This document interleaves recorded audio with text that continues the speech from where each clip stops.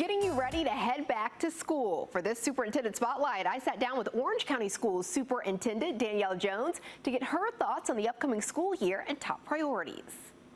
So how excited are you for the upcoming school year? I'm really excited. We're standing here on Orange High School's campus, home of the Panthers, but also home of the North Carolina Principal of the Year, Mr. Jason Johnson. He has done a fabulous job supporting this community. We are very proud of all of his accomplishments, and I'm proud to be standing here with you in his building. I am extremely excited to welcome our staff and our students back. Right now we have our year-round school who's in session, and they've done a fabulous job opening up, but I just can't wait for those students to come back, for us to welcome our staff back so that we can begin to implement all the things that we have been planning for the upcoming school year. I love that. Talk with me about what are some of your top priorities or top goals for this upcoming school year? Right, so we want to make sure we're more intentional about engaging our students. And so we believe that every student should have opportunities and access to all the programming options here in Orange County Schools. And so we want to make sure that we are providing opportunities for staff to be able to engage them in a way that meets their needs. And so we've built some protocols over the last year and a half to make sure we can understand those needs for individual students and then put those in place. The other thing is supporting our educators as well and making sure they have the tools so that it's not working harder but working smarter, and finding ways for them to support each other. And so we've done a lot of work around PLCs, which stands for Professional Learning Communities, where they can find time to look at the best practices that are working in other classrooms and pull those together to best support our students and their families. Love that. One thing I noticed just being here at this school is there's already a little bit of action happening too. Talk with me about that, and is it getting you ready for the school year? It is. High schools are nonstop. So you saw our seniors, they're taking their senior portraits. A couple of dance teams are here revving up for the fall athletic season and their competitions. So very excited about that. Yeah, it's never ending when you're supporting schools and working with students, but the young kids definitely give you the energy that you need to keep going. Yes, I love it. As we head into this new school year, what's kind of your message for students and parents as well? We're ready. We're ready for you. We're ready to engage you. We're asking families to please engage with us. So we have lots of great programming here in Orange County Schools. We need to make sure that they have awareness of what those programs are and access to those programs. So we're kicking that off on August the 9th with our Back to School Fair. We're going to highlight some of our programs. We're going to have some community partners coming in as well. So some of the things like advanced academics. We have students who can get college courses for free and earn up to an associate's degree. And so we want to make sure that our families know that that's a possibility for their children and how we're going to support them if that is an option that they choose. We also have programs in our career technical education department where students can get credentials and employable skills, right, in areas like agriculture, computer science, and information technology, and health services, just to name a few of those options. So really excited to bring those in, pull those together so that families know these are the options. Here's how you take advantage of them, and here's the support that we're willing to provide you and your student to make sure that they can be successful. So that's the message. Ask us questions about those. We want to see students graduate with options, and so to do that, they have to be aware of what we offer. Students aren't necessarily choosing four-year degrees. Some students aren't. Right. Can you kind of talk about just the importance of making sure those options are available, like the technical college and all that for students?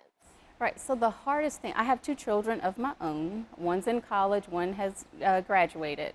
The hardest thing for an 18-year-old is to know for sure what they want to do. And so they have to explore career options. That begins as early as elementary. And so we're refining some of those things to make sure that kids have options that they can explore to see where their interests are. In middle school, it gets a little bit more refined. And in high school, we're not asking kids, hey, pick your career, but understand the career pathways so that you can see whether or not you're interested in it. So you shouldn't start thinking, I want to be a veterinarian and find out I don't really like animals. You don't want to get into a four-year program before you realize that. But there are also a lot of other options for students who may not want to take the four-year college route, and they need to know what those are. And we can offer those credentials to them before they graduate high school. Love that. We're coming off of Chantal as well. Did it have any impact to the school district at all? No, we weathered that storm, thankfully. We did have some minor flooding, some minor trees come down, but our operations department, they think quick, they're fast acting, and we were able to resolve that fairly quickly. So just some minor things, but we were very fortunate in that. But I will say we had lots of folks from the state, from our surrounding counties that reached out to see if we needed some support, and I really appreciated that. That. I know they've also new in the news is the release of grant funding for public schools. What was your kind of reaction to this grant funding, and what challenges, if any, would you all have faced if you didn't get this funding? Well, I mean, that funding supports some of our special populations, like multilingual students, students that are in our exceptional children's program. So it is definitely needed. So we were appreciative and, you know, happy to see that that funding was released. Without it, we would have had to figure out other ways and use other funding sources that would take away from other programs to supplement those and to best support those students. Yeah. Makes sense. I'm trying to think. I think we hit all the topics. Was there anything that you wanted to add that we didn't discuss? I do want to point out we are being very intentional as well about engaging our families. I talked about our back to school fair, but we're also going to have family academy sessions throughout the school year where we highlight our advanced academics, athletics, how families can support their students, and how we're going to support them. And so those will take place throughout the school year, and we want our families to come join us and learn a little bit more about opportunities and how to make sure their children can be successful. These are fun questions. I love doing this. All right, so my first question for you, what made you want to get into education? Okay, so I started tutoring. I was actually attending NC State University, and I was getting a degree in business. I started tutoring at a local after-school program, and I just fell in love with it. So never thought I would be a teacher, but I was pretty good at it. I was pretty good in math. So I just kind of got pushed into it. I say the children forced me into it because I loved it so much. It's something when you have children that come to you and say, I can't do this, or I'm not good at this, and you're able to kind of show them a different way and talk them into it to kind of build their confidence. And you know, I just fell in love with that. So that is how I got here. And yeah. you didn't always plan a career in education. Talk with me about where you first started. Yep, so when I graduated high school, I joined the military, and I was in the Air Force, and I spent time at Fort Benning, Georgia, and in Kadena Air Force Base in Okinawa, Japan. And there I did the weather and enjoyed my time there. Once I got out, I was married, and we lived in Florida. That's where I'm from originally. We lived there for a year, then moved up to North Carolina, hence, you know, going to NC State and on this track towards education. What did your time in the military teach you about yourself?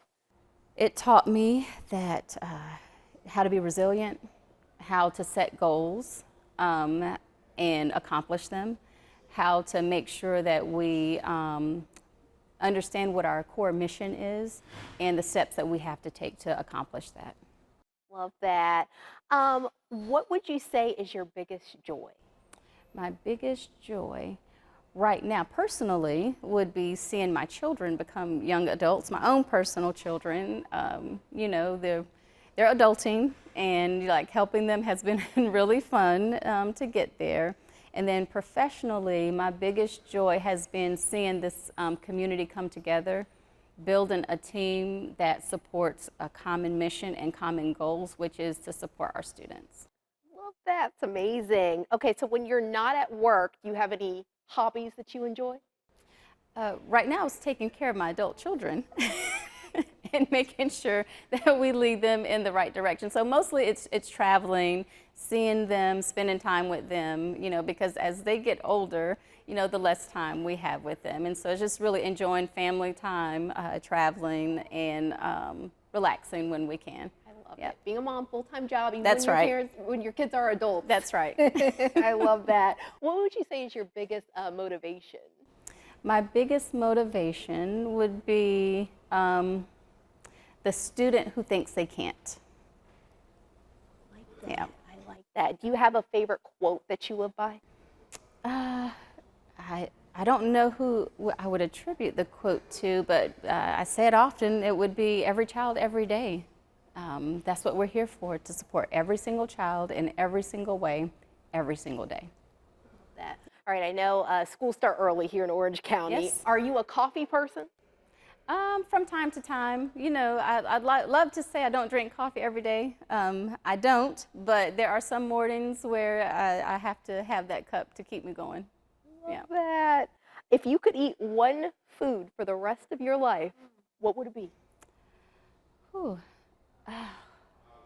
I would say mangoes. Yeah, I grew up in South Florida. I love a good mango. They're healthy, right? Yeah, so I can live by that. Yeah. Growing up in Florida, I understand what you mean. We used to pull them off of trees, off the neighbors' trees. Yeah, get in and trouble. everything. Yeah. Yes, you find them everywhere, everywhere. Yeah. Well, perfect. You answered all of my questions perfectly. Thank you so much. Yeah, That was thank you. awesome. You can find extended back-to-school coverage over on CBS17.com. Brea Hollingsworth, CBS 17 News.